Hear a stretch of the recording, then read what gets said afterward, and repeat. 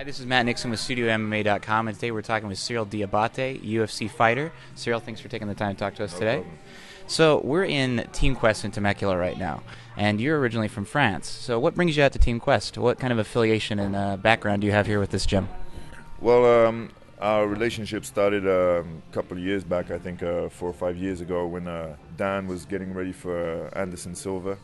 And, he needed a tall, lanky striker, southpaw, to be able to train for, Anderson Silva and kind of get ready for his upcoming fight. So they flew me in, and they liked the way I taught as a Muay Thai coach, and so I've been going back and forth ever since, teaching classes, teaching the pro classes, and it's been a while since I've been back actually. But it's always good to see my buddies from Team Quest. So do you have a lot of friends here now? I mean, and what's your relationship with Dan and everything? Yeah, I think Heath Sims and Poncho, Ricardo Feliciano, and Dan Henderson have become friends over the years, and we're always checking on each other and sending messages, and seeing what's up. And every time I go to Cali, I come by and say hello. So yeah, they're good friends. Now, you have your own gym in France, Snake Team, is that correct? Yep, Snake Team, just outside of Paris. Nice. And can you tell us a little bit about the gym there and the guys you have on your team? I've had the Snake Team for like 12 years now. We've changed locations a couple of times. We've basically been doing MMA. We started off Muay Thai and MMA. Now we're only doing concentrating on MMA. We have a couple of guys, up and comers. 4 of them are signed with M1 Global and are fighting in Russia pretty often. Guys like Xavier, Professor X, that's been twice in the UFC. Gregory Babin, aka Blade. A lot of guys, up and comers that probably you guys will probably see in the US at one point. It's a good set of people, good team to train with.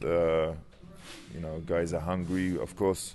With the context in France, and MMA still being illegal, it's a bit harder for us to get exposure, and get our name out there. But still, we try hard. We're passionate about what we do, and we are strong-willed. So eventually, I think it'll pay off. Absolutely.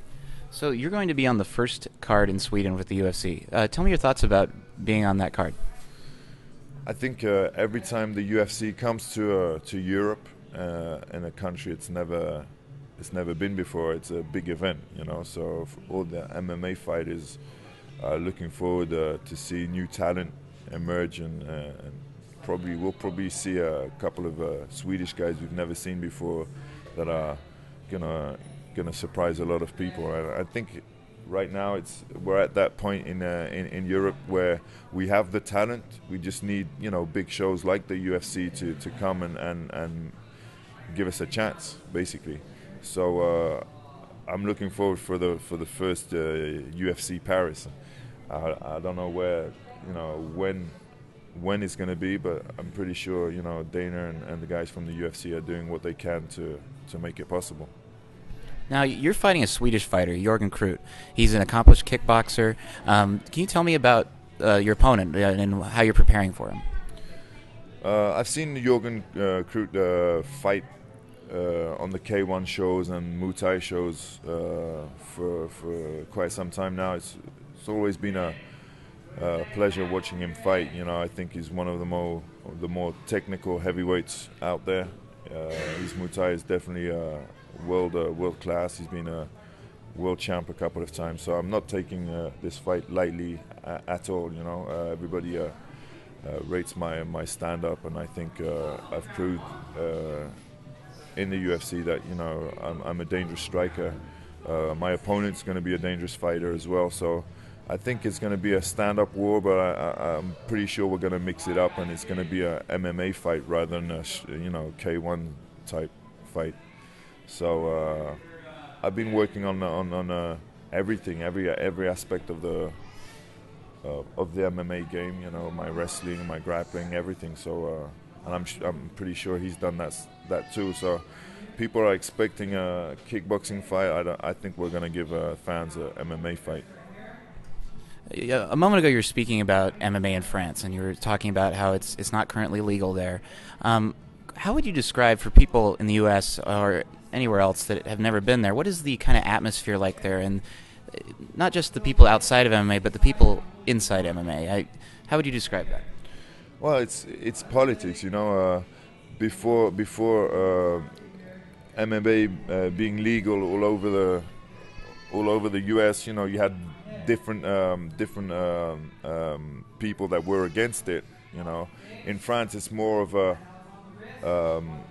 big martial arts community like karate and judo that don't want MMA in France because they know that MMA is the future, and eventually, you know, they'll be losing fighters that will want to go to MMA for various reasons. I think you know, once it's legal in France, MMA is going to do a lot of good for all the martial arts and combat sports. You know, a lot of the guys will come from judo and karate and maybe taekwondo and all those big federations we have in France. But eventually, it's going to be more people joining in every martial arts club. So I think they're seeing us as an enemy, but you know they're getting it wrong. You know, I think MMA, once it's legal in France, it's going to be a martial arts in general is going to go and explode in numbers. So I'm looking forward to that. So is it only a matter of time, do you think, for it to be legalized, or is there anything specific that needs to change for it to become legal? A bit of both. I'm pretty sure it's going to be legalized, and I'm hoping soon. I know the UFC is really pushing for MMA to be legalized. I think what it comes down to is the way it works in France. We need a federation that will sanction the sport of MMA, and in order to have that, we need the right people in place and the competent people in place, and maybe a little more positive publicity around the sport.